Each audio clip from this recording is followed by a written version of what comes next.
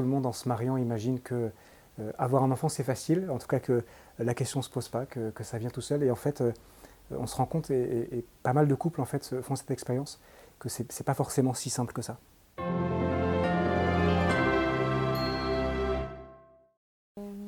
Je pense qu'au début, on est dans le déni. On pense que ça va venir, que les couples qui n'ont pas d'enfants, c'est que les autres, et que nous, voilà, ça va arriver.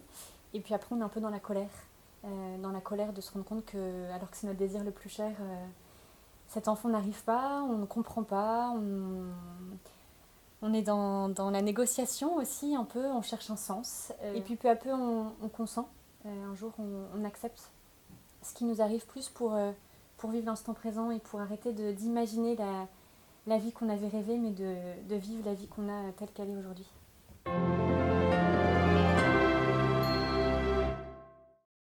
Je pense qu'on la vit différemment en tant qu'homme et en tant que femme.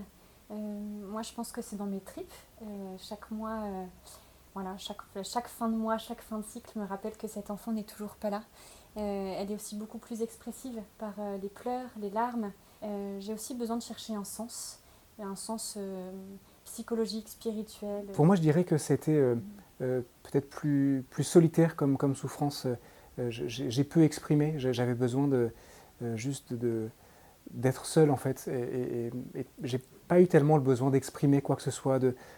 Alors ponctuellement ici ou là, j'ai pu dire à l'un ou l'autre que vraiment c'était une épreuve difficile à encaisser. Voilà, pour moi, c'était une souffrance plus sourde.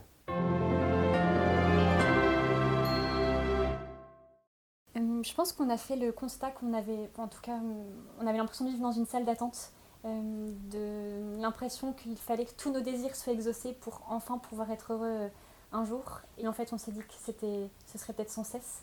Et du coup, on a fait le choix de sortir de cette salle d'attente pour incarner un peu notre quotidien, notre vie telle qu'elle était, l'accepter comme ça, pas par résignation, mais voilà, en se disant on a de quoi être heureux déjà aujourd'hui.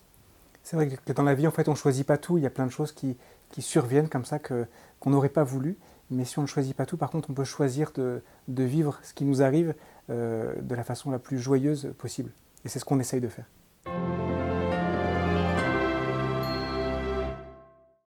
Alors, le passage de la fertilité à la fécondité, ça prend du temps parce que au départ, la fécondité qu'on avait espérée, c'était la fertilité humaine.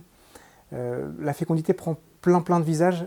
C'est par déjà nos métiers, peut-être, parce qu'on a tous les deux la chance d'avoir des métiers dans lesquels on vit une forme de transmission, et ça, c'est une forme de fécondité.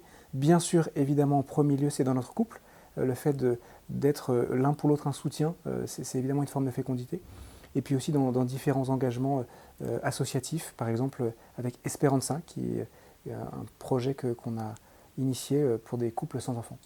Je pense que c'est important de souligner que la fécondité charnelle, elle se voit, elle est visible, elle est palpable. Et pour nous, c'est plus de poser des actes de foi et de se dire, ben voilà, au vu de ce qu'on est, de ce qu'on porte, de notre histoire, dans quel lieu on sera le plus fécond.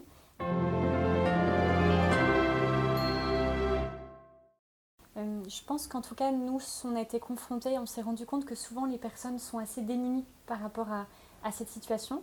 Et on va tomber souvent dans deux extrêmes, soit le tabou et il faut surtout pas en parler, surtout éviter d'aborder ce sujet, ou soit au contraire tomber dans les réponses classiques, toutes faites sur les régimes alimentaires, sur le super spécialiste ostéopathe qui permet aux mamans, enfin aux femmes d'avoir des enfants, sur la nouvelle qui marche à tous les coups, alors que finalement ce dont on a le plus besoin, je pense, dans ces moments-là, c'est juste une écoute et d'être accepté, aimé comme on était, même si notre quotidien était très différent de ceux de nos proches. C'est vrai, ce dont on a besoin quand on n'a pas d'enfant, en fait, c'est d'être rejoint, en fait, que notre entourage, nos amis, nos familles fassent attention à nous, qu'ils viennent jusqu'à nous, en fait, et pas qu'on projette sur nous ce que, évidemment, tous les couples sans enfants pensent, disent, font, parce qu'il n'y a pas de généralité. Il y a des couples qui, chacun sont spécifiques, et notre besoin, notre volonté, notre désir, c'est d'être rejoint là où on en est. Et donc de voir qu'on continue d'intéresser nos familles et nos amis.